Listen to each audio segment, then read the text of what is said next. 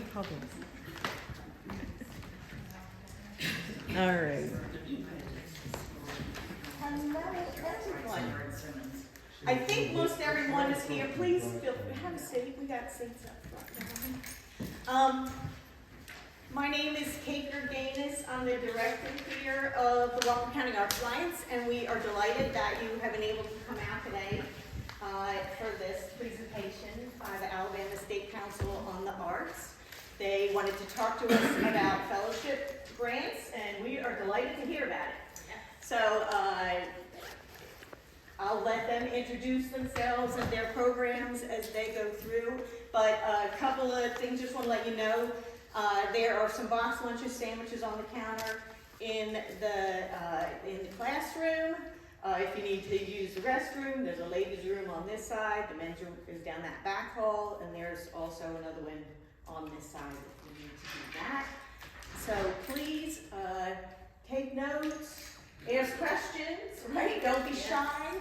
All of my encounters with the folks at the Alabama State Council on the Arts have been wonderful, and everybody is super friendly, super helpful. So please don't be shy. They really want to help you and help your program or whatever you're trying to do. That's what we're all here to do, is to be an encouragement and to all work together to do great things in the state of Alabama. Okay, thanks. I'll let you take it away. Thank you. Hi everybody, my name is Casey Norman, and I am the Arts and Education Program Manager. So I work with K-12 schools, nonprofit organizations, and artists that work with students K-12. And I'll let Ann introduce herself. Hi, I'm Ann Kimsey. I run the Literary Arts program, and I also run the Folk Arts Apprenticeship program, and those are teaching artists in folk and traditional arts that pass on their skills to the next generation. Yes. Amy? I'm Amy Jenkins. I'm the Visual Arts Program Manager, so I work with our museums and galleries across the state, but also our visual artists in traditional media that you might think of, like painting and sculpture, but also craft and film and photography. And Yuri's hiding in the back. I didn't want to make too much noise. Good morning, I am Yuri Carr, the Performing Arts Program Manager, and I'm Theater, Music, and Dance. And I'll be creeping around taking photos, so just ignore me. And then we have one more program manager that couldn't make it today with a sick kid. Jacqueline Biscuit is our Community Arts Program Manager. And under her purview are our design fellowships. And Amy is going to talk a little bit about those because they really are very similar to the visual arts fellowships. So if you are a design person, for today, Amy will be your go-to. So we're going to tell you about the fellowship program, tell you a little bit about what we do at the council. We're going to kind of break it down, do a lot of kind of a big group presentation, and then we'll get a feel of, where you guys are, what program area you might fall into, and we can decide if we want to break into smaller groups so you can work more directly with one of us that fits into your discipline and ask very specific questions, or we may decide to just stay as one big group and kind of, we're small enough that we can navigate that, I think, perfectly fine. Hey, I'm Valerie Seta. I'm the head musical leader at the University of Alabama at Birmingham, and a recent recipient of the Alabama State Council on the Arts Arts Education Fellowship. This award has been so huge for me as an artist and as an educator. I'm working my way toward the highest level of certification in Estel voice training, which is an anatomy and science-based pedagogy of voice training. And the ASCA Fellowship has funded all of my travel for the last few observations that I need to be doing for that certification process. As soon as I become an Estel mentor and course instructor, I will be able to travel around the world sharing the pedagogy of Estel voice training. And I will be one of only 12 EMCIs in the United States, and the only one in Alabama. So I am so grateful for this award and for this fellowship, and I wish you all the best. So we had asked some of our current or past fellows to just send us a quick video of what the fellowship did for them, what impact it had for them. Because a lot of times you want to know, well, what exactly can I do with a fellowship? What does that mean? And so we thought a really great way to show that was by hearing from some of our fellows. So that's Valerie Acita. She is one of my current fellows, and she's using it to get certified to teach and using it for travel costs. So she has to travel to Germany and Italy, I believe, for this program. So that's what she used her fellowship for. Let me get a read. How many of you have heard of the State Arts Council? That's above average. How many of you knew that we offered fellowships? Oh, wow. You guys are already scoring higher than the other people. That's wonderful. I'm so glad. So our fellowship program is, I think, one of the best things that our council does, because it is specific for individual artists across the board and disciplines. So they're really exciting for us. I know, like, Amy's program is very robust. She has a lot of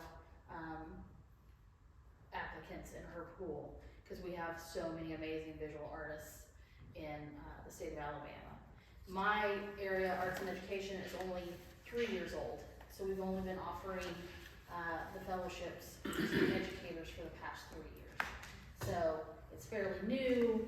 We're always looking at what can we do to better serve our Alabama artists, because at the end of the day, we want you to stay here in Alabama and continue to serve your communities, and that's what a fellowship is about.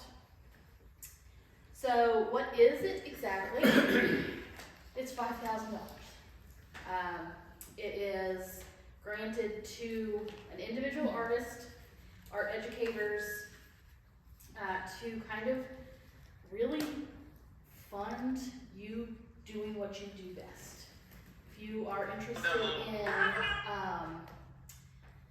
furthering, you are a visual artist and you want to really study like plein air painting, something you've never done, this could be a way that you do that. If you are a teaching artist and you have a residency in a school and you would really like to be able to continue to do that, but you have questions about classroom management, classroom behavior, like how in the world do I manage those second graders, right?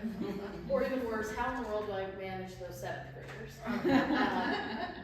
You could use the fellowship to get some skills, to take some workshops, to buy some textbooks, whatever it is. It's to further your own growth as an artist first. So below you can see all the different program areas that we have. So arts education, craft, dance, design, media, photography, music, literary arts, theater, and visual arts. Kind of across the board, these are the different kinds of fellowships that we offer. Eligibility, you have to be an Alabama resident. You have to have been an Alabama resident for 2 years by the time of the deadline. It's on there, I should have looked at the slide. And you have to remain in Alabama for your whole fellowship. So the fellowship doesn't actually begin until October 1st, because we're doing fellowships for fiscal year 25. So your fellowship would start October 1st and it would end the following September 30th. So the latter part of 24 and the first part of 2025. So you would have to remain in Alabama. Now, does that mean that if you have a second home in North Georgia, that you spend 9 months out of the year there? That does not necessarily make you ineligible. It's basically where you pay your taxes. Yes. So if you pay taxes in Alabama, then that you can be considered a resident and you are eligible. And let us borrow your house in North Georgia. Yes. That's in the very fine print. If you have never been awarded a fellowship before, do we have any past fellows in the room? So then you are all eligible for, isn't that right? Or you have, Ann, tell me, 6 years? 6 years, you have to. So if you do get it, Reapply after 6 years. yes. So you can get multiple fellowships, 2 at the most in a lifetime, but you have to wait 6 years in between them. And you cannot use the fellowship towards tuition or degree seeking. So you can't pay your tuition at the university. That's just, it's not allowed. But you can go to like a class at like an Aramont school or something like that. Yeah, something that's not degree seeking, can't be towards a degree. Or attend a plein air workshop. Absolutely, please use that. Yes. What, and I think the answer's gonna be no, but what about a certification in arts administration? Is that considered? I think you That's dealt with that, right? Good question. I don't think it's, I don't believe it's eligible, but we can definitely double check when we get back to the office. Who's putting it on, or who is it through? Well, I just moved back to Jasper during the pandemic. I was living in New York, and where I was teaching, Malloy University offers a certification in nonprofit administration, and then the Carey Center at Auburn now has one that I'm looking into, so I'm not sure. Okay. Yeah, it would not. that does not sound. Yeah. Thank you for elaborating. Yes. But we can talk about that separately, the Carey Center thing. Okay. So, we operate on the same deadlines every year, basically. So the deadline for the fellowships is March 1st at 5 p.m., no exceptions. The system actually shuts down at 5 p.m. It will not let you work on your application. It will not let you submit. It will not let us in after 5 p.m. So please don't wait till 4:59 to hit submit, because there are glitches and we can't do anything about those. It is a 4-step review process. So once you submit your application, then whoever's program area it falls under, we do eligibility checks. So we just make sure that everything, all the, what's that saying? T's are crossed and dots and I's. That thing. You know, that you've checked every box, all of the things are good. Once that happens, it moves on to an external paneling process. So what we do as program managers is we look at our pool of applicants. And for my instance, say I have a theater teacher, a music teacher, a visual arts teacher, and a dance teacher. Well then, on my panel, I'm gonna make sure that I have one of each of those on my panel, so that there is somebody to represent the applicants in the panel. And those are all external. We use people in the state that we know. We use past fellows. A lot of us use outside the state people. So it's totally objective. And they do a recommendation. Once that recommendation happens, it moves on to staff review. And then it goes on to what we call the grants review committee. That is a subcommittee of our council. And then they recommend to the council, these are the fellows that we recommend, and the council votes on it. So it's a really long process. So the deadline is March 1st, but you won't find out anything until June-ish, mid-June, because all that process is happening in that time. And then again, the fellowship doesn't actually start until October 1st. So your $5,000 won't get to you until after that. We would love to say you would have it by the end of October, but it is the state of Alabama, and it's a process. So, you know, make sure when you're applying that it's not for a summer intensive that's in this summer, because it doesn't start till October, so that's ineligible anyway, and you're not gonna get the funds until November. You can do it the next summer, but you know, just be very cognizant of the timeline. Like, it takes a while to find out, and then it takes even longer to actually get those funds. So you need to be a little bit future thinking. And again, the cycle will be from October 1st until September 30th. You can, you have to spend the $5,000 in that time frame. You can't spend it before, you can't spend it after. What we will ask of you at the end of your cycle is to complete a final report. And that's basically just you telling us what you did and how it was beneficial to you. We typically use that as kind of just information to inform us of what our Alabama artists are doing and what do they need support doing. And so it's really important that we get those final reports, but we're not gonna ask for receipts. We're not gonna ask for proof that you bought a kiln or proof your plane ticket that you took to Greece. We don't need that. You're just gonna tell us about it. You're in the back. And in addition to that final report, as your fellowship cycle is going along, make sure you're taking pictures. Yes. On the final report, there are slots where you can take pictures, where you can upload pictures. And this is if you go to any workshops or there's work that you have done, just upload pictures. We do use some of those in our annual report. But also, it's sort of like that segue of letting you know, start building your professional portfolio as well.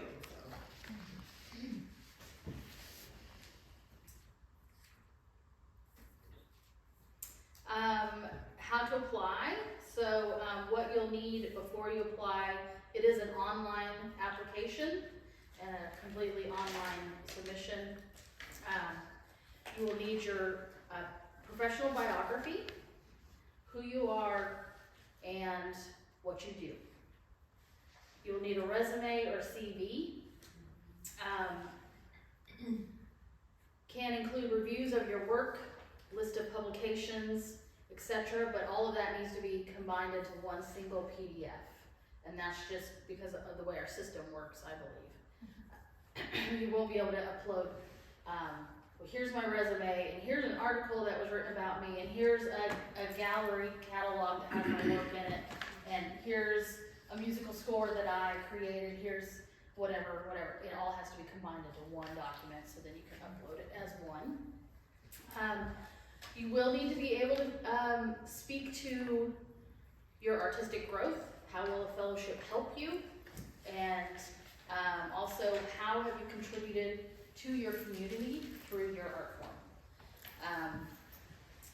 I would say, from my experience, that my panelists weigh narratives more heavily than work samples. And that might be different from the different program managers, but you need to put a lot of thought into your narratives, because that's where people are going to be reading about you, and you need to stand out. You are going in with a pool of other people that are just as passionate as you are about your art form.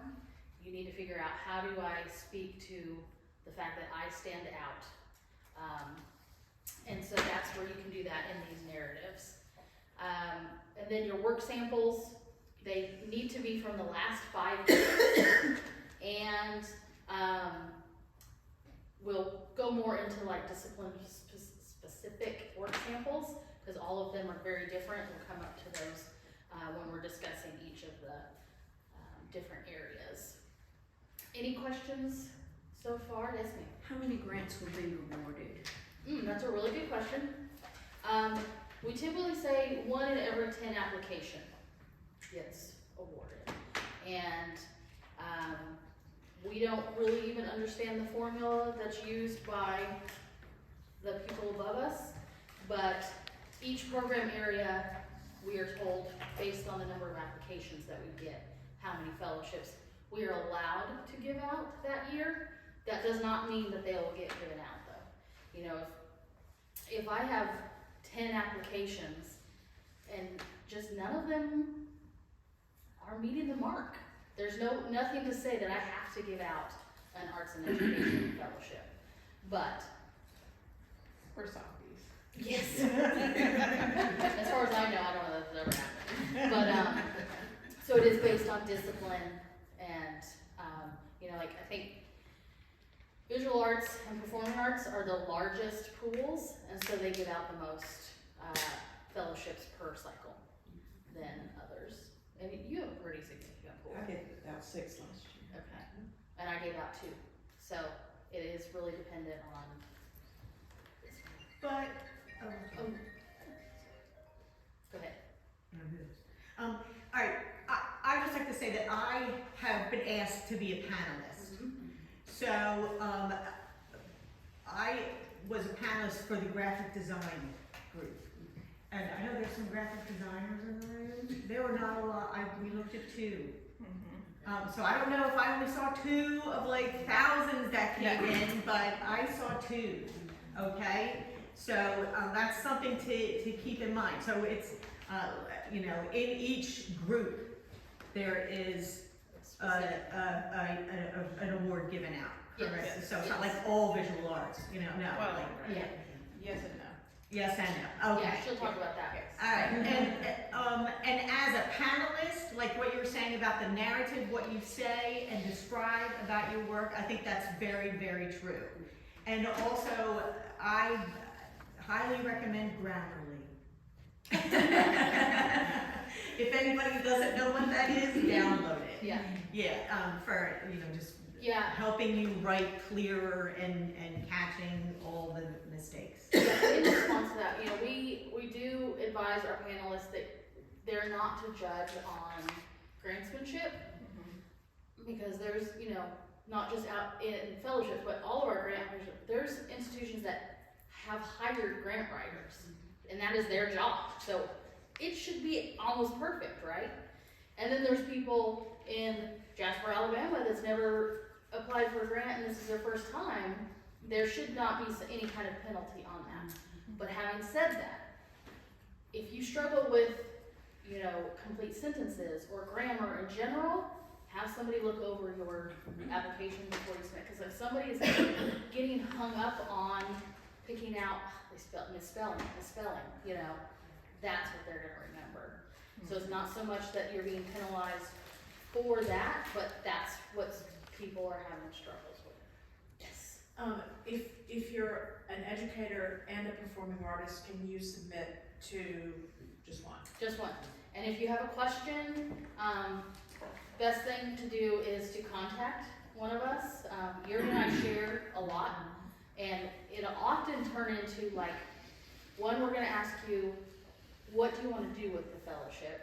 And that can sometimes tell you which side, but also, if we read your draft and it just really seems to me like you are a music teacher, but what you really want to do is hone some skill for your own personal, like I love to sing chant music and I really want to learn more about that, then that's going to be more performing and you will panel better in performing. And so I will tell Yuri, hey, look over this, do you think we should switch? And that's just a matter of us contacting you and saying, hey, I think you're gonna panel better in this area, do you mind if I switch you over? And then it's switched. You don't have to change anything. If you do come to mine, you know, if it's crossed, you applied for Yuri, but what you're really wanting to do is teach or learn how to teach students how to do counterpoint. Then, good luck. But then she'll say, hey, do you think this one would fit? And if it's early enough, I would contact you and be like, hey, could you submit a couple of lesson plans? Because that's really the difference between mine and theirs, is lesson plans. But it's really easy. And we're gonna put you where you're going to panel the best, because that's what we want for you. Any other questions? Alright, so we're gonna, cut, what did I do? Alright, so we're gonna go into kind of each program area, and do we have anybody that thinks they might be interested in arts and education? Wonderful. Alright, let's just go through it. How about, visual artists? Alright, how about musicians? Theater?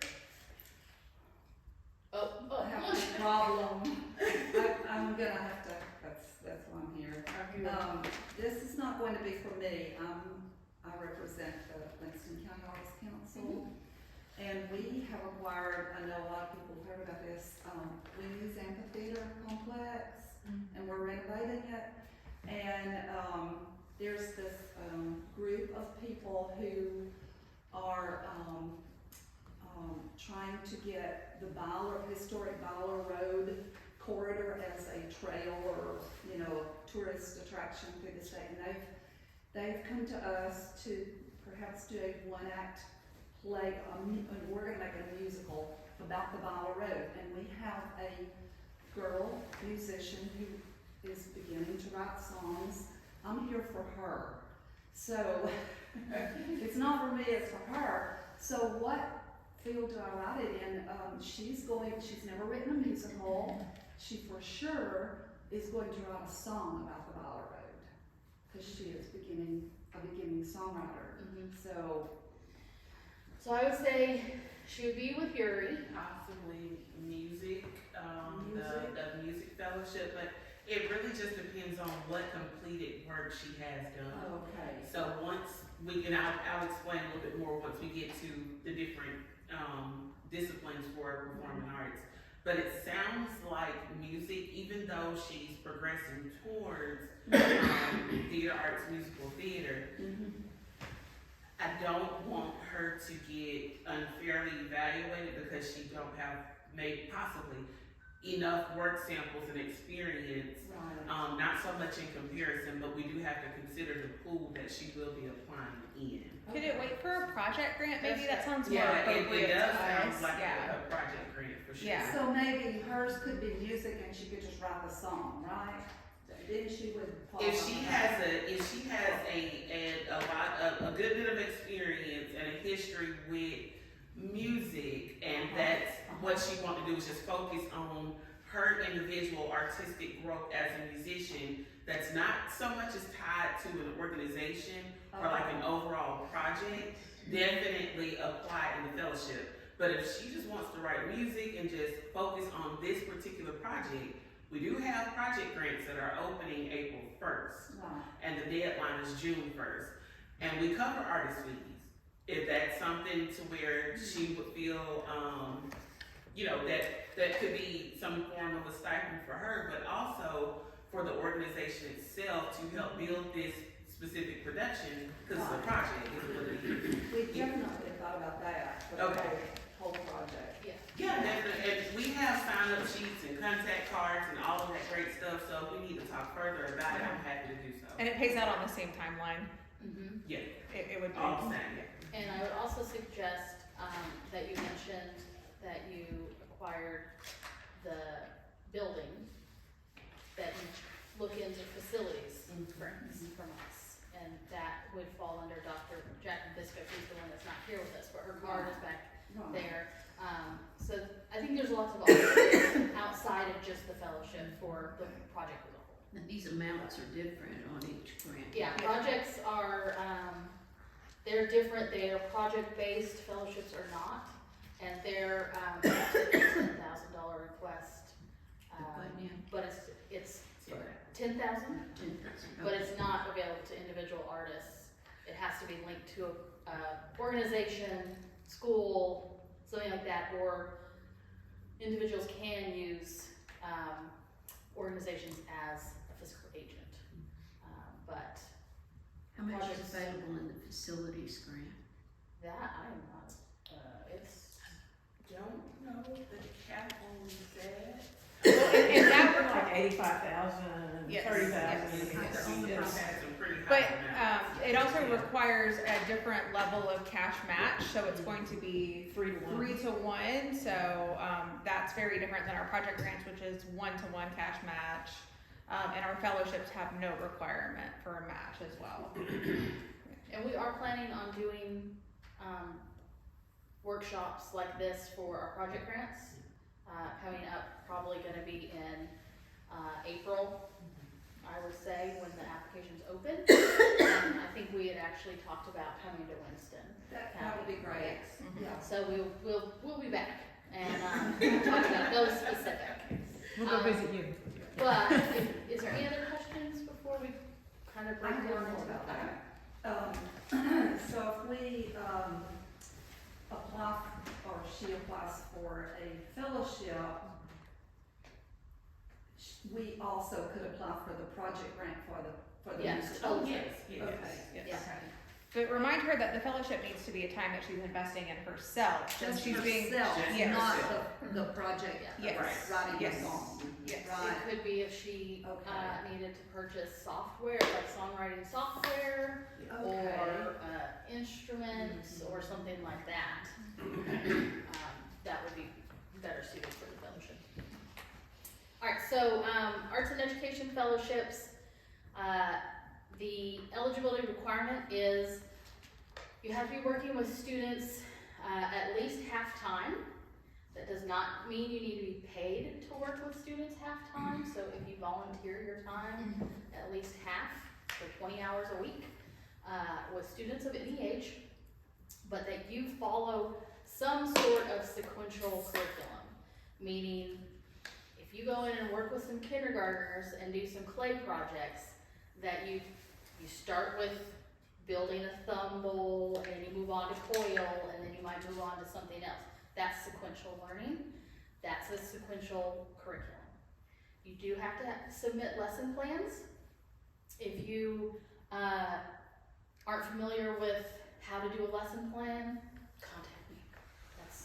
That's my background. It does not require you to be certified. It just requires that you work with students of any age at least half-time. And the biggest thing that is hard for most educators to wrap their heads around is that this fellowship is not for your students, it's not for your classroom. It is for you. You are not to buy anything for your classroom. I don't want you to buy any markers. I don't want you to buy any library set books, anything like that. It is for you to be better artists, which will then in turn make you a better educator. This is also not for you to go to some conference that is considered professional development. I have a whole other type of grant that's for that, for professional development. So this is for you, it is not for your students. As much as we love our students, we want you to be a better you. You do have to be teaching the halftime in a formal education setting. So, if you have a teaching residency in a school, an after-school program that is formal, you have kids that register or they stay at school for an after-school program, something like that. Things that wouldn't be eligible are, teaching Sunday school or teaching a one-off class at the community center on Wednesday nights when the parents have date night or something like that that's more informal. It has to be a formal setting, but you don't have to get paid to do it, and you only have to be working half-time. There are 2 additional narratives that you will be asked to fill out, and that's your educational philosophy and basically the description of your daily routine. So when you are teaching, what does that day look like? It doesn't have to be really drawn out and detailed. It's just basically, when I arrive, my students and I introduce the lesson, we go through the lesson, and then I conclude. Something like that with some more details interspersed. Work samples are a combination of lesson plans. Again, if you need help on writing formal lesson plans, because a lot of teaching artists they know what they're doing, right? And you don't necessarily have to write anything down, because you know what you're doing, and whatever the kids accomplish that day, the next day you're gonna adapt.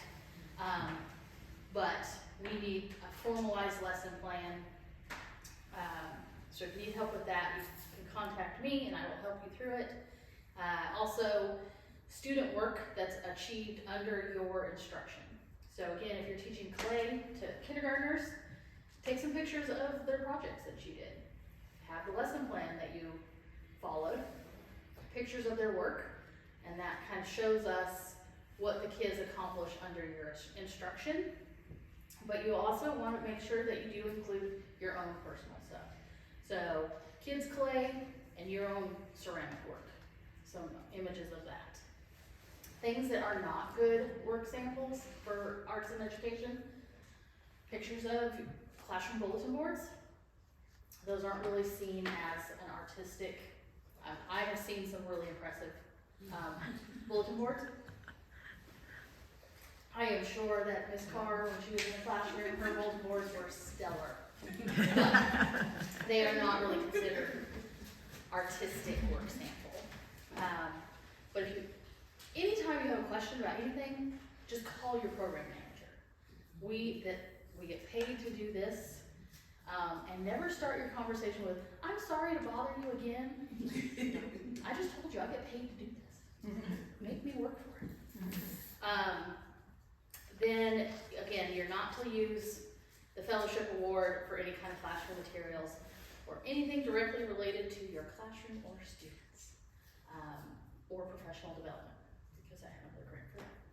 And that actually, the administrative grant for arts and education came from this, because so many of the arts and education fellowship applicants were wanting to go to conferences to get professional development, or they were wanting to take a workshop that would help them with classroom behavior, that kind of thing. That's directly supporting your students and directly in supporting your employer if you're a teacher. So that should not be coming out of your fellowship. That's why we have professional development grants now. So, any questions right now about arts and education? I said we'll decide if we want to break up into where do you think you might want to go and have more intimate conversations later, but all right. It's 11:40, so we might not have. Holy cow. I'm from Clay, Alabama, so I just want to say how good it is to feel like I'm close enough to home. There's a lot more in common with Jasper than Montgomery, so roll time, y'all. I'm happy to be out on this side of town. So I'm here to talk about our visual art, our craft, our media photography, and then later I'll pop back in for design fellowships. So Kate has reviewed our design fellowships, and we're so grateful for her for that. I'm going to undermine you a little bit, and I'm so sorry. Please do. If I'm wrong, tell me. So the visual arts category has actually 50 applicants in it last year. That's very different than a 2-person. Okay. And so, but that's beautiful though, that we have so many people who feel like that's their home. And so with that, that's where most people do end up with painting, sculpture, printmaking, book arts, and then some of our like really conceptual work, like we had a lady that hung broken eggshells from like fishing wire to make sculptural pieces. That's probably going to be best reviewed by visual arts, because that's where I bring in curators, I bring in folks who are working in gallery settings. More academic artists are going to fall in that category sometimes too. So I might bring in somebody who has my position at another state as well. But yeah, last year we had 50 in that pool. And then we have craft, which is, a lot of people fight craft. They don't want to be in craft. I'm telling you, go to craft. If you are using materials like wood, clay, fiber, and you're academic in your approach, please just go to craft. You're going to do so well in craft. And last year that one had fewer than 10 applications as well. So, you know, it's again, sometimes it's a good strategy for applicants to consider where their application is going to get the most reviewers' time and energy as well. And I've had several people who apply in visual arts several times and they're not getting the attention. They finally hear us and say, okay, I'll go to craft. They went in like that. And so that's not a guarantee. It's not always the right strategy. However, there is a lot to be said about thinking about who is going to review, like Casey said, who's going to review you most favorably, but also who's going to give you the most attention. And sometimes it is truly that a visual arts curator might not be able to understand the materiality of your work like somebody who's reviewing it in craft. And so again, it's just thinking about that and being open there as well. And then our media arts and Gateberg fellowship was somewhere in the middle historically between craft and visual arts in terms of applications, in terms of kind of numbers there. And I'm gonna talk about our native son for a second. Y'all know Matt Mitchell? We all love him, he's hilarious. His producer and filmographer, Josh Hamilton, I don't know if y'all know him, but he actually won one of our fellowships, and it was that gave him the opportunity to kind of reconsider some of the work he'd been doing. And I don't think Josh is here, so I'm sorry to tell his story for him, but you know, he finally realized that like freelancing was the way that he was best suited to work. And so he now works for Matt part-time and is able to do some joy projects and passion projects in that way as said. Additionally too, I don't know why I just got real tongue-tied on that. He is able to do work like that instead. And so this is for primarily it's photographers and filmmakers, but if you're doing some like really cool like work on the computer that kind of bridges like animation or sound installation, if it's something that's just kind of like out there and it's in a museum, I've seen that too, where it's literally just like 3D rendering that's like rotating in space and it's really cool. This is probably where you're gonna go as well. With the visual arts, I'm gonna now undermine Casey a little here. Work samples are everything. Work samples are 75% of the weight in visual arts. And I'm gonna be really hard on y'all for a second here. These work samples, they need to be high resolution and they need to be really tightly cropped on the works themselves. I have had people submit pictures, and this is so gross, so y'all forgive me, with hairy toes in the picture.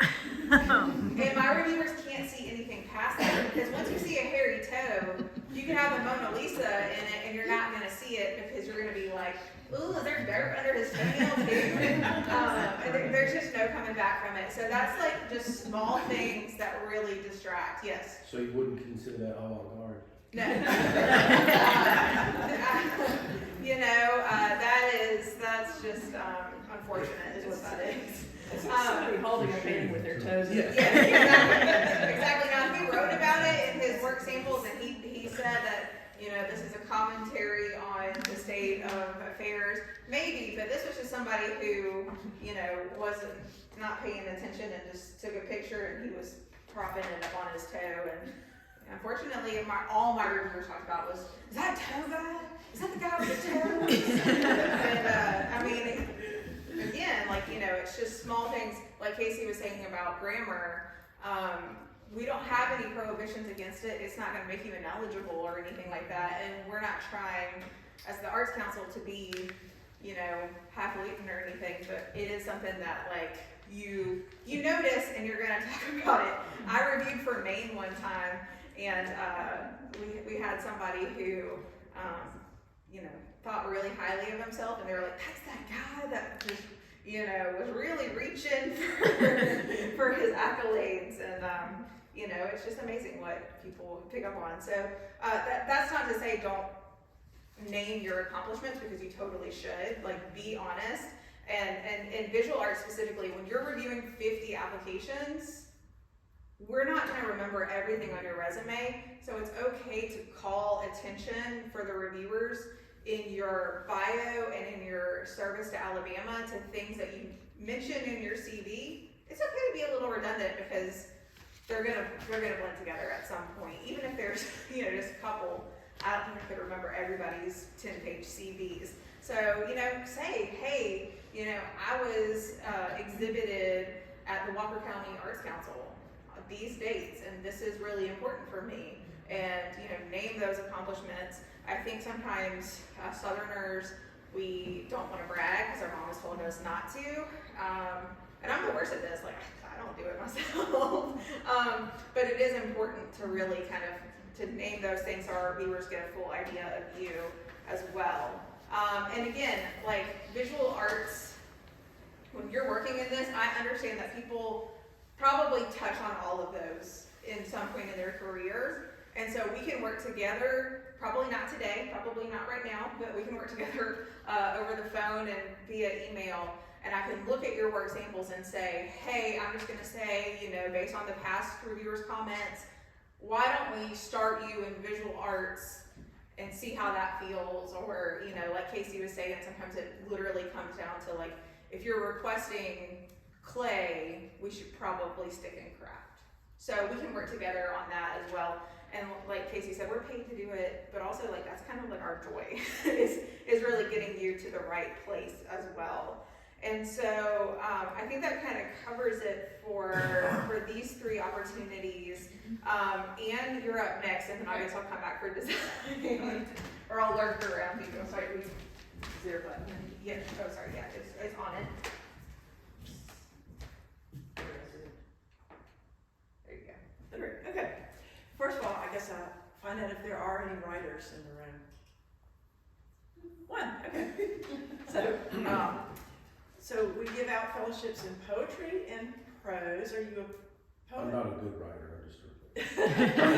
I'm an essayist. And Okay, so in prose we cover fiction, creative nonfiction, and screenwriting. Now, if you are a playwright, you would actually go to theater and talk to Yuri. So samples of work are very important in literary arts. So we request 10 to 20 pages, and not more than that. You know, there's actually, because you're uploading one document, we can't really put a restriction, so I have had people put, you know, like 52 pages, but my reviewers are not going to read past 20. I'll tell you that. So, let's see what else. And then, of course, your resume or CV, there's a separate place to upload that. And if you've had any reviews of your work or articles about you, or list of publications, add all that into one document and upload that. And this is probably, you know, we were talking about grant stewardship. In literary, they will check your grammar and spelling. You're expected to have it right, so, yeah, we won't really have an issue with that, just so much. But anyway, as always, keep in mind the timeline, and you know, you'll want to talk about, you know, what writing project do you think you'll be working on, but think ahead. I mean, think from October through the next September, and don't think, I want to go to a writer's retreat this summer. So that's the thing I have to keep telling everybody, because everybody's geared toward like March deadline. I want to do something this summer. You can request like taking time off from teaching. They're all kind. You can go to workshops. You can do a writer's retreat. You can take the child care in order to have time. I mean, it's mainly like writers seem to just need time to write uninterrupted. So anything that furthers that, I guess that's all I'll say. And then You're up next. Okay, well, performing arts is basically, the narratives are exactly the same. Oh, Could you flip that back for just a second? You were a little faster than my phone. Yuri, can you move over to the, yeah, I'll let you. so you're on the camera for everybody, by the computer. There you go. You gotta go. I got you. So performing arts are the same. We do have 3 disciplines for the fellowship. So when you go to the application, you're either going to choose dance, music, or theater. You will not see the overall performing arts bracket. Just choose your specific discipline. So yeah, the fellowships for performing arts, I say that collectively, the fellowship for performing arts, the narratives are the same as the rest of my lovely co-workers program areas. You have your artistic growth, and the second narrative is your contribution to your community. So overall, what I can say about these narratives, start a rough draft on a separate document. And this may apply for all of us as well, in case you may have covered it, but start a rough draft on a separate document, and from there you can go and piece and match it. We love our system, Founded, which we use, but sometimes it can be a headache, just like all technology. So anytime you copy and paste over, make sure that you're copying and pasting as plain text. In our portal, it can do some funky word count stuff, and it may look like that you've exceeded your word count. And if that's the case, the panelists may not be able to see your word count. We can, but the panelists may not be able to see your word count. So that's just a small note I wanted to add in. And we do have a word count for each section. It may be like 5,000. You don't have to get to 5,000. It's just letting you know where to stop. Okay, so if you need to start a separate draft and then we can even review the draft. I mean, if you want to send over the draft, share it with us as a separate document, by all means do so. But we can see whatever you want us to see as long as time allows. So don't wait till the last week before it's time to hit submit, because we do get super busy. But if you want to submit prior to, that's fine. Okay. So performing arts, like I said, the narratives are all the same, just asking about those 2 areas for your professional career as an artist. Casey and I will jump back and forth for education and discipline specific, but it's okay. We're all in the same office, and we will let you know before we make a drastic change of that nature. Because we don't want you thinking that you're getting paneled in theater, but most of your work studies resemble a theater educator. So that would be closely with Casey, and we'll call you up and say, hey, how do you feel about this? Log back in. If you want to go this route, log back in and just complete those 2 sections. Send us the lesson plans, and we're good to go. So we do, Casey and I tend to jump back and forth a good bit, and sometimes with Amy as well when it comes to filmmaking. So filmmaking is one of your things. Just submit it in the area that you think, but before the submission date, please contact us and say, hey, can you guys take a look at this? And we'll let you know. Like an example is music videos. Do you want the videography to be where you are admitted, like you are reviewing the cinematography, or is it the performance of the music? Yeah. And so thinking about that is really critical.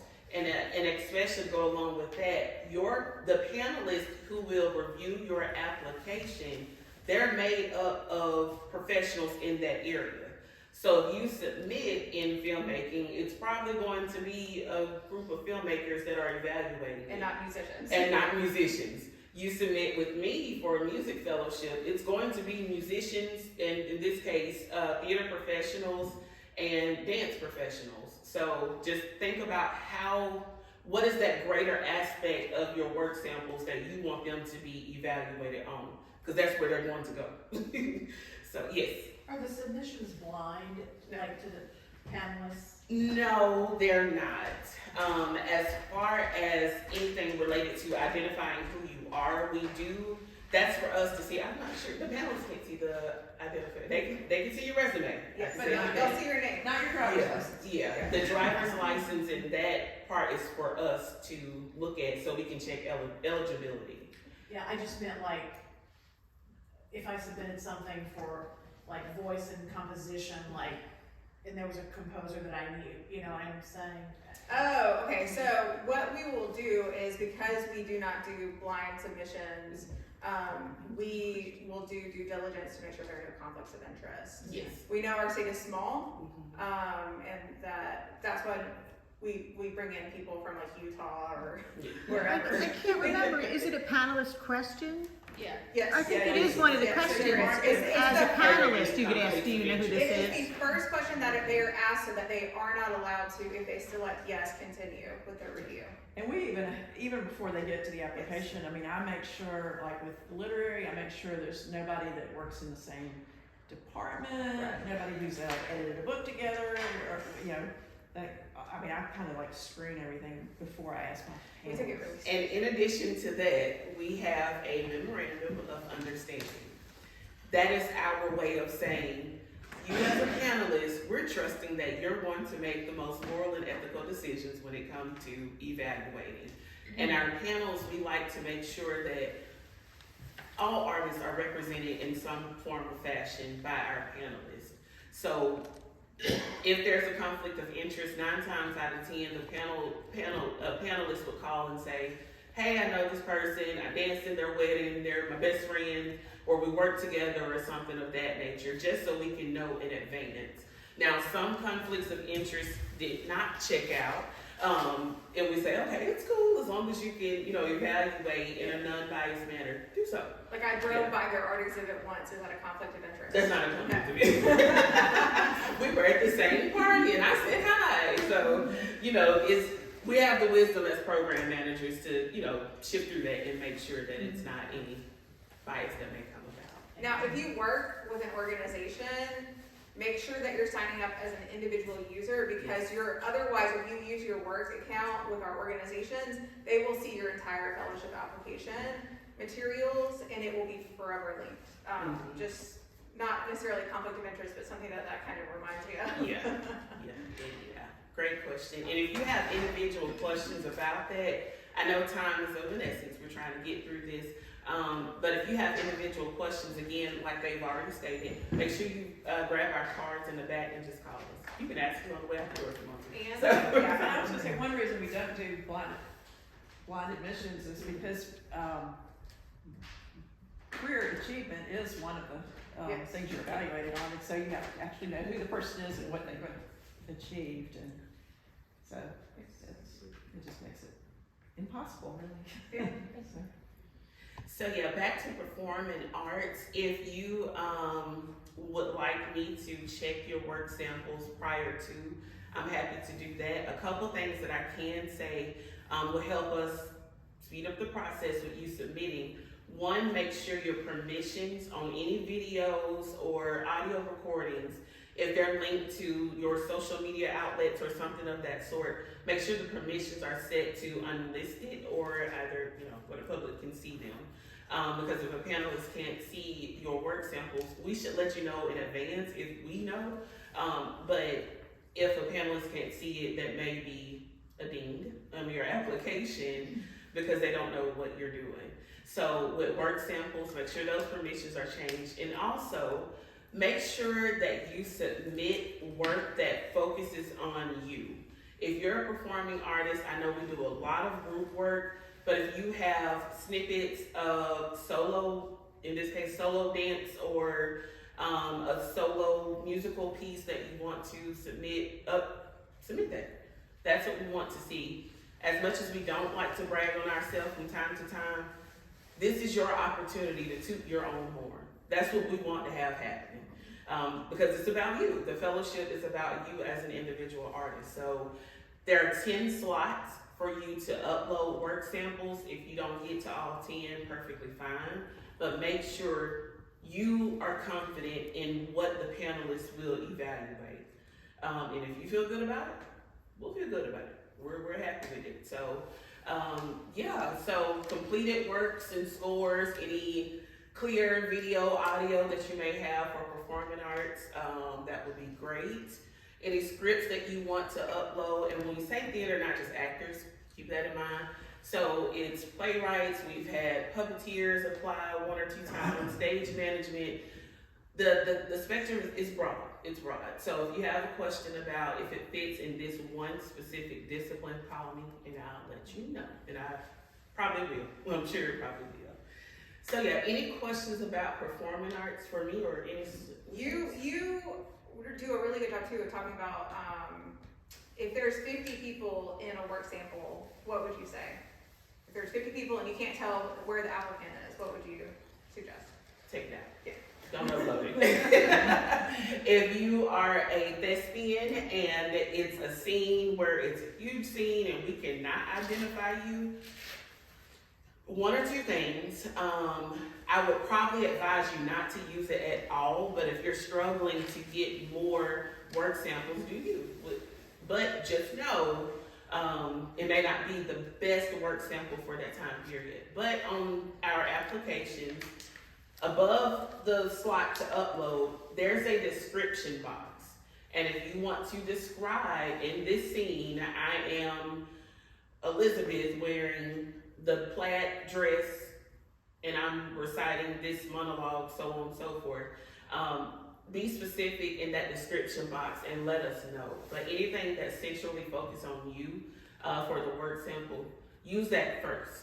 Use that first. The work samples, and I can speak for all of us, the work samples are about quality, not quantity. We want the best that you feel confident with submitting. Any questions or inserts?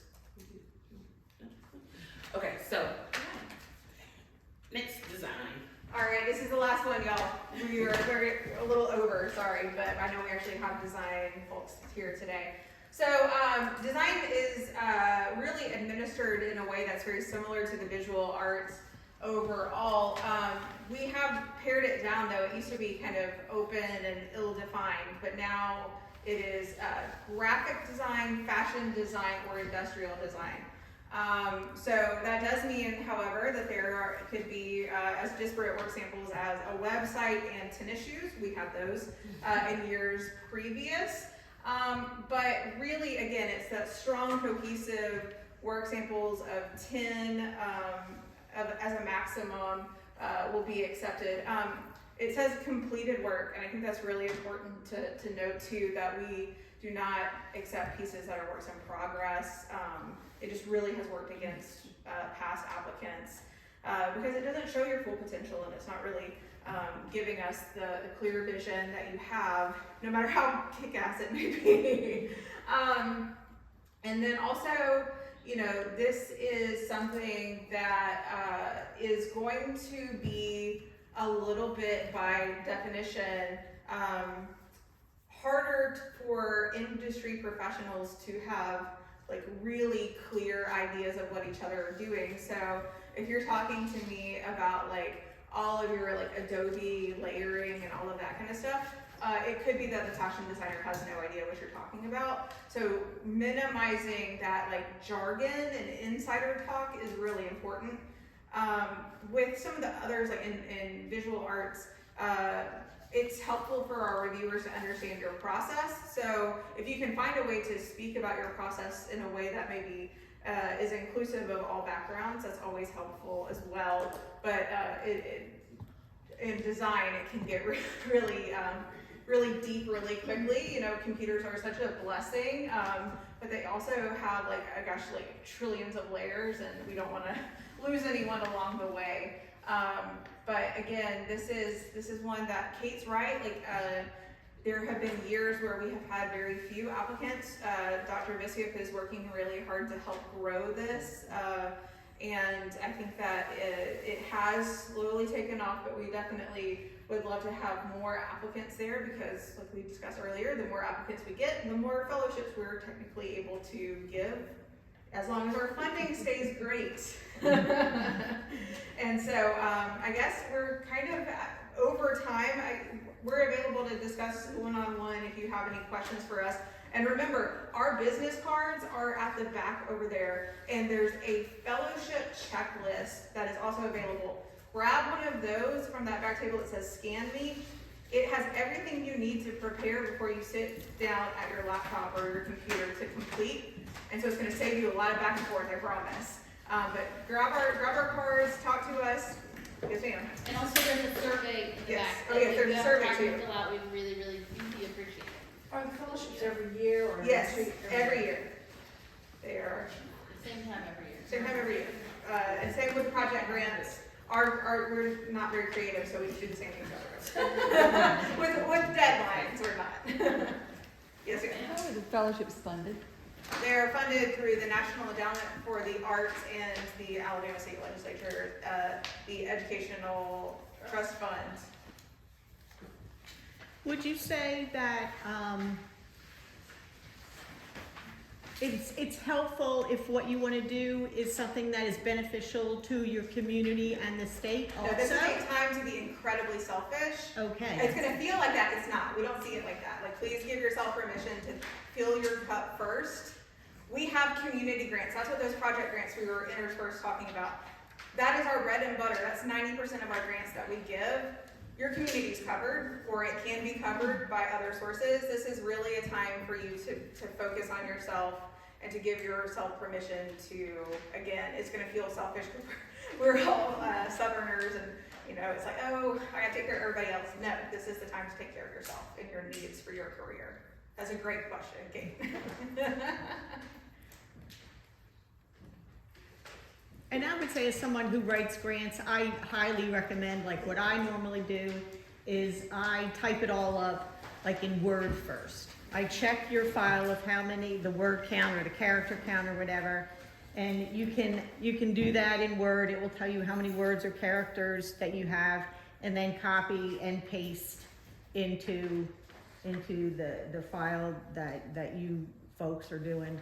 And you know, the same thing. You can load it all into a Word file and save it as all your pieces of information, your resume, your pictures, and then save that as a PDF. It's easy to do that. And if you're importing from Word, kind of like Yuri was saying, it can do some funky things when it gets into our system. Don't use things like bullets if you can help it when you're transporting, because it comes through on our end as Euro signs randomly. Makes no sense to us. It's just a coding error, so just be really cautious and double check whenever you don't just like import and be like, oh yeah, it's fine, because it's probably got some weird things. Yes, sir. So, again, project Yes. grants are more what live in my head, so something like this, workshop, Mhm. equipment, Mhm. you said childcare, or, Yes. it's me, any me thing. Yes, any It's meeting. not a degree. Yes, sir, you got it. And I think it's also, like, it's hard to kind of wrap your mind around it. So I want each of you to maybe give yourself like a day or two to really like dream big about something that's like a you thing. And then if you need to double check with us, you can, but again, like, as long as it doesn't take place here and it's limited to students who pay tuition, you're probably gonna be good. And if you're not going to put it on the ponies, that's the other thing. No, Like, you can ask for travel for research. Yes, Also. yes. I'm sorry. Travel for research. Okay. Yeah, that's what Valerie did. Yeah. You know, she's traveled for these classes. I have folks who, you know, they bought materials, not just equipment, but they bought materials, they've upgraded studios. So yeah, the sky really is the limit, as long as it's not, not degree speaking tuition. Yes. I have a question. With the rise of screen dance in the last few years, are you seeing those coming in through dance, or are you seeing those coming in through, I guess, what, the other film? That has not come up in film. No, screen dance is. Definitely dance. Yes. It is, okay. That's a great question though. And again, like, you know, if you feel like you're in between, you can always double check. I was just curious. Oh, no, that's good, that's a good question. On that. We all are ahead of the curve for already having come today, so give yourself a day, noodle it over, and be sure to give us a call. We'll be back in office tomorrow. Thank you. Thank you. Thank you so much for coming. And just a reminder, grab a lunch on your way, and if you have any questions, let us know. Thanks, Kate. Thank you all so much. Nice to meet you. Oh, thank you. So we're gonna. Hey. Hi. So I actually wanted to introduce myself. I'm the director of education for the Festival of Arts. I do. So okay. See you. This is really great.